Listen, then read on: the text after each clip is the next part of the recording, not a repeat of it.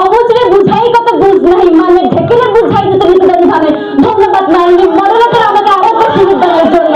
মাননীয় মডারেটর, যে বোঝে না তাকে বোঝানো যায়, আর যে বুঝেও না বোঝেন ভান করে তাকে বোঝানো আর কুকুরের ডাকালা সোজা করা সমান কথা।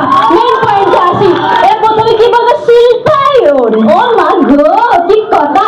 এই দেখেন না, আশেপাশে প্রকৃতি আছে, মানুষ যায় কোথায়? মানে টিভিতে হাদিস পার্কে যায়, শিশু পার্কে যায়, তার বড় তো কিছু নাই, বড়টা মনে হয় না গাছ খেতে না। কিন্তু মুখ এলাকা যাই দেন, এখানে আসলে বাইরের নামে মাস্ক পরে বেরোন লাগে, আর যখন বাসায় যায় যে পরিমাণে ধুলাবালি কি আর কম, আর মুখ এলাকায় যাই দেন মাস্ক খুইলা ফ্রেশ হইয়া খাইয়ার গান গাইতে যাই দেন, কিছু বলার নাই।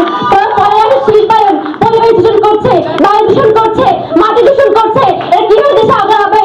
আর সত্যি কথা বলতে আর কি বলো, শিক্ষা ব্যবস্থা, এর শিক্ষা ব্যবস্থার হাল করুন করুন বলেই সরকার এখানে বড় বড় প্রতিষ্ঠান তৈরি করে দিয়েছে। তারপরে আমাদের